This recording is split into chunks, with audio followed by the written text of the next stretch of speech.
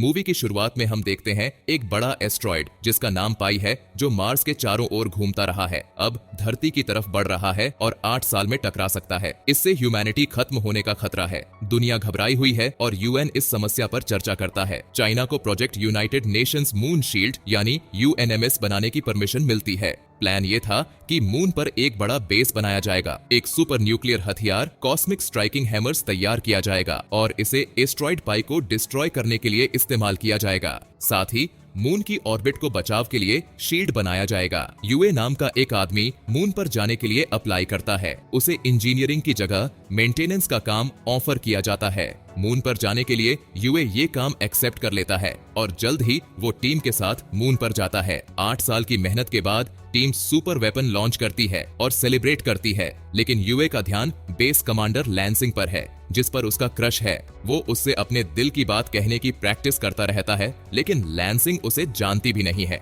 एक दिन जब यूए अपने कमरे में बैठकर म्यूजिक सुनते हुए एक कन्फेशन लेटर लिखने की कोशिश कर रहा होता है, तब लैंसिंग को बुरी खबर मिलती है।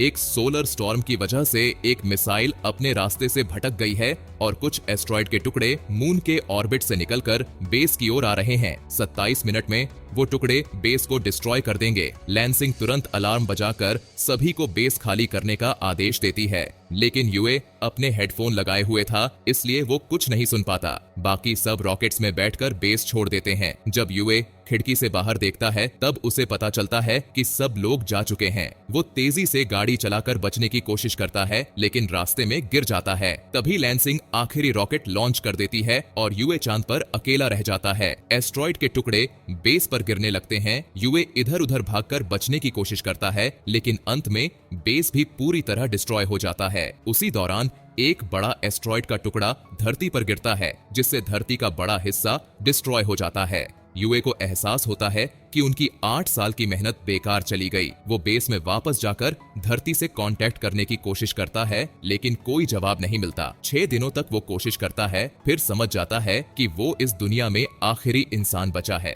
धीरे धीरे उसकी मानसिक स्थिति खराब होने लगती है।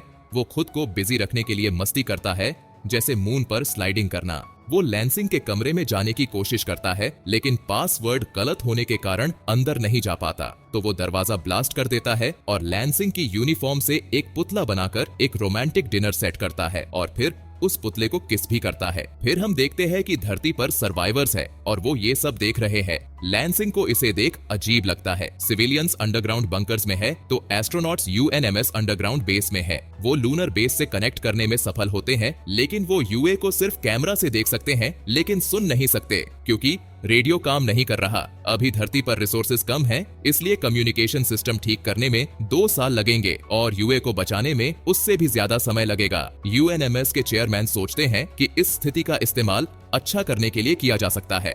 एस्ट्रॉयड की टक्कर से धरती की प्लेट्स टूट गई हैं, जिससे सुनामी आई है और 30% जमीन डूब चुकी है। शहर ज्वालामुखी की राख और जहरीली गैस से ढक गए हैं और जल्द ही कोई पौधा या जानवर नहीं बचेंगे। बंकर में छिपे लोग पौधों को जार में उगाने की कोशिश करते हैं, लेकिन बिना सूरज की रोशनी के ये मुश्किल है। बीमारियां और डिप्रेशन तेजी से फैल रहे हैं। बचे हुए लोगों को सिर्फ बेसिक खाना दिया जा रहा है और कुछ लोगों के बाल तक झड़ने लगे हैं। चेयरमैन का सुझाव है कि यूए की जिंदगी का लाइव स्ट्रीम किया जाए, ताकि बचे हुए लोगों को कुछ उम्मीद मिल सके। लैंसिंग स्पीकर्स के जरिए सबको अनाउंस करती है कि मून पर एक आदमी जिंदा है और 30 दिनों में लाइव स्ट्रीम शुरू होगी। कुछ हफ्तों बाद यूए डिप्रेशन में आ जाता है और खुद को खत्म करने का फैसला करता है। वो दवा लेने के लिए वेयर हाउस की ओर जाता है और रास्ते में एक खुला फूड पैकेज पाता है। वो वेयर हाउस का दरवाजा खोलता है और एक खूबसूरत फिगर देखता है। उसे लगता है कि ये एक औरत है और वो फ्लर्ट करना शुरू करता है, लेकिन पास जाने पर पता चलता है कि यह रिसर्च टीम का छोड़ा हुआ एक कंगारू है। लैंसिंग लाइव स्ट्रीम शुरू करती है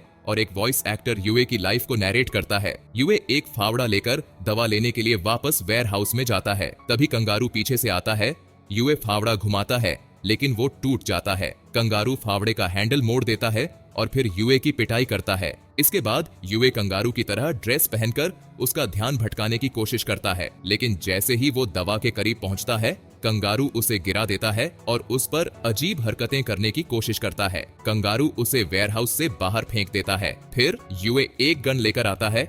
वो प्लास्टिक की गोलियां चलाते हुए कंगारू को बेस में दौड़ाता है, लेकिन अचानक कंगारू पलटकर यूए का पीछा करने लगता है। दोनों के बीच हाथापाई शुरू हो जाती है। काफी संघर्ष के बाद दोनों एक ही समय पर एक दूसरे को गिरा देते हैं। यूएनएमएस यूए की चिंता में उसे फिर से कांटेक्ट करने की कोशिश करता है। जब यूए जागता है तो वो रेडियो पर कुछ स्टैटिक देखता है, लेकिन कोई आवाज नहीं होती, लेकिन वो इसे धरती पर बचे लोगों का संकेत मानकर रोने लगता है। पर यूए और यूएनएमएस को नहीं पता कि ये स्टैटिक असल में कोंग की पूंछ से केबल्स में गड़बड़ होने की वजह से हुआ था। यूए और कोंग धरती की ओर देखते हैं और महसूस करते हैं कि शायद उनके पास घर वापस जाने का एक मौका है। घटना को 200 दिन से ज्यादा हो चुके हैं और यूए लगातार धरती से संपर्क करने के लिए रेडियो पर मैसेज भेजता रहता है।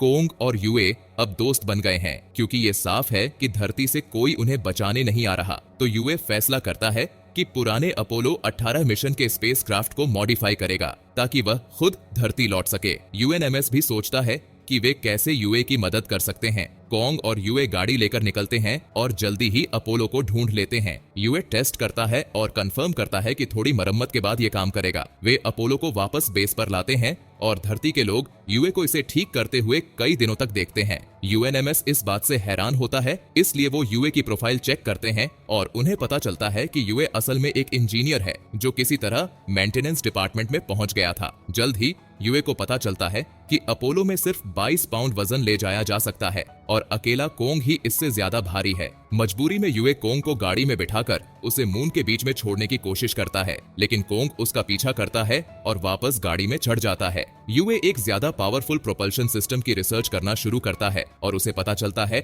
कि सुपर वेपन का प्रोटोटाइप अभी पुराने बेस में रखा हुआ है। यूए और कोंग गाड़ी में सामान लेकर निकलते हैं और रात में रुकते हैं क्योंकि गाड़ी सोलर पावर पर चलती है। पुराने बेस तक पहुंचने में हफ्ते लगेंगे क्योंकि वो मून के दूसरी तरफ है। धरती पर लोग टेंशन में होते हैं कि क्या यूए समय पर पहुंच पाएगा, क्योंकि मून पर हर लूनर साइकिल में सिर्फ 14 दिन तक सूरज चमकता है। जल्द ही यूएनएमएस को पता चलता है कि यूए गलत दिशा में जा रहा है। अब यूए के पास बेस तक पहुंचने के लिए 41 दिन है और वो रोज सिर्फ 4 घंटे सो सकता है। पहले कुछ दिन यूए और कोंग एक दूसरे को एंटरटेन करते हैं, लेकिन धीरे धीरे ये सफर उनकी मानसिक स्थिति पर असर डालने लगता है। लेकिन फाइनली वो पुराने बेस तक पहुंच जाते हैं। यूए वॉरहेड ढूंढता है और सावधानी से उसे नीचे लाता है। वापसी की तैयारी करते समय गुस्से में यूए कोंग को ट्रंक में बंद कर देता है ताकि वह कोई गड़बड़ ना करे। फिर वो गाने सुनते हुए गाड़ी चलाकर बेस की ओर निकलता है, जिस वजह से उसे ट्रंक के गाड़ी से अलग हो जाने का पता सैकड़ों मील बाद चलता है। कोंग को बचाने वापस जाने का मतलब सूरज की रोशनी का समय मिस करना होगा।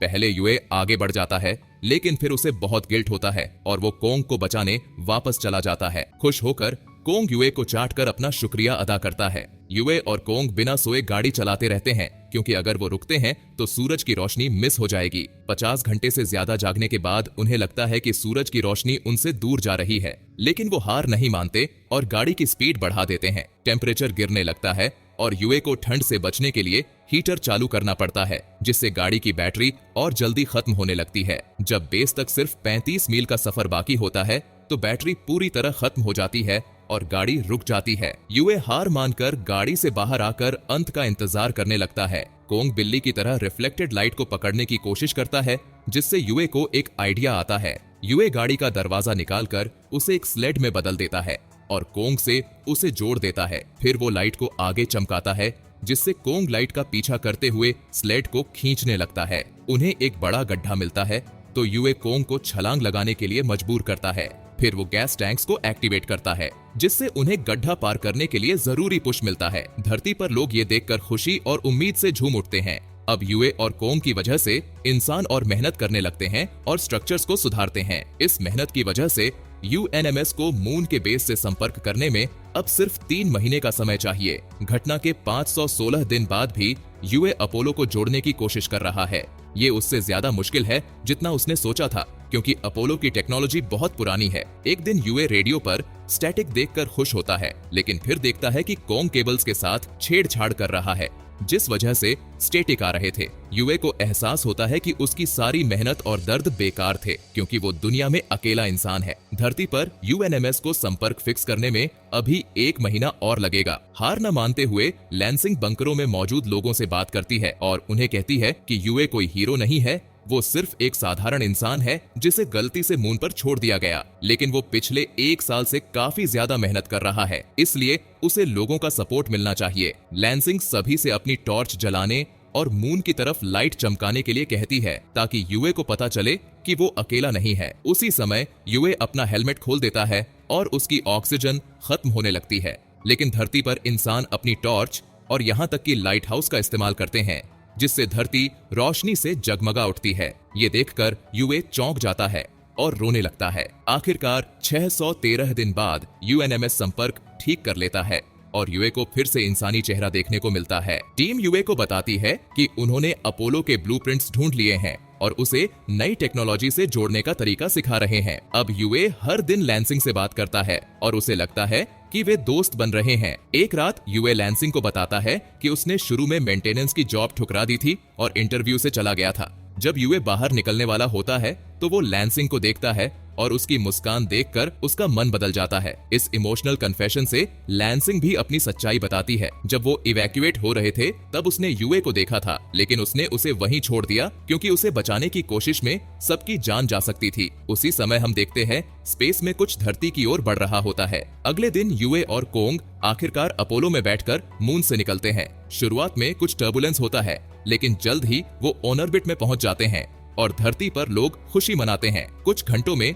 अपोलो लूनर स्टेशन पहुंच जाता है और यूए और कोंग एस्केप पॉड्स ढूंढने लगते हैं। दुर्भाग्य से धरती पर उन्हें भयानक खबर मिलती है। उस एस्ट्रॉइड का एक और बड़ा टुकड़ा जो मून के चारों ओर तैर रहा था, मलबे से धकेलकर अपनी ऑर्बिट से बाहर आ गया है और अब धरती की ओर बढ़ रहा है। इसे पाई प्लस नाम दिया गया है और ये बचे हुए ह्यूमैनिटी को पूरी तरह डिस्ट्रॉय कर देगा। टीम समझती है कि सिर्फ यूए ही उन्हें बचा सकता है। उसे वॉरहेड लेकर एस्टेरॉइड की ओर उड़ान भरनी होगी, जिसमें उसकी मौत की संभावना बहुत ज्यादा है।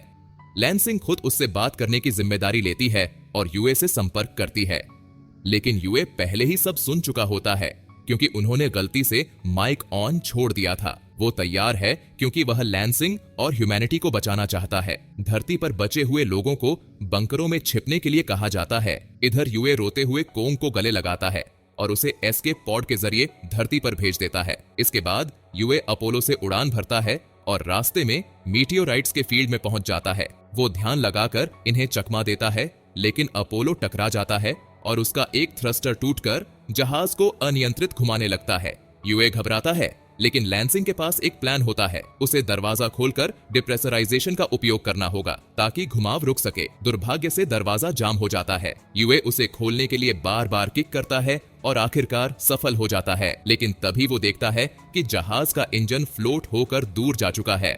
अब उसके पास वॉरहेड को मैन्युअली ले जाने के अलावा कोई ऑप्शन नहीं बचता। जाने से पहले वो लैंसिंग से कहता है कि वो उसे पीछे छोड़ने के लिए उसे दोषी नहीं मानता और उससे अपने आखिरी पल को लाइव स्ट्रीम करने की रिक्वेस्ट करता है। यूए जहाज छोड़कर वॉरहेड को तैयार करता है और ह्यूमैनिटी को अलविदा कहते हुए एक इमोशनल स्पीच देता है। धरती पर सभी लोग रोते हैं, जबकि यूए अपने जेटपैक का उपयोग करते हुए वॉरहेड को एस्ट्रॉइड की ओर ले जाता है। उसी दौरान कोंग का पॉड समुद्र में सेफली लैंड करता है। यूए अपने आखिरी क्षणों में गाना गाता है। एस्ट्रॉइड के दबाव से उसका स्पेस सूट टूट जाता है, लेकिन वो हार नहीं मानता। जब वो काफी करीब पहुंच जाता है तो वो रोती हुई लैंसिंग से एक्सप्लोसिव को एक्टिवेट करने के लिए कहता है। एक विशाल एक्सप्लोजन एस्ट्रॉइड को डिस्ट्रॉय कर देता है और सभी बंकरों से बाहर निकलकर मीटियोराइट की बारिश देखते हैं, जो दर्शाती है कि वो अब सुरक्षित हैं। लेकिन यूए अब नहीं रहा। 10 साल बीत जाते हैं और ह्यूमैनिटी धरती को फिर से खूबसूरत बनाने के लिए कड़ी मेहनत करती है। अभी बहुत कुछ करना बाकी है, लेकिन अब लोग खुले में सांस ले सकते हैं और कोंग के सम्मान में एक मूर्ति बनाई गई है। अब वो बाकी कंगारुओं के साथ एक रिजर्व में रहता है। उधर लैंसिंग नए एस्ट्रोनॉट्स की टीम के साथ मून पर पुराने बेस की सफाई करने जाती है। वहां वो इमेजिन करती है कि यूए उसके साथ खड़ा है और दोनों पृथ्वी के चारों ओर पाई प्लस के अवशेषों से बनी रिंग को देखते हैं। और इसी के साथ ये मूवी यही खत्म हो जाती है।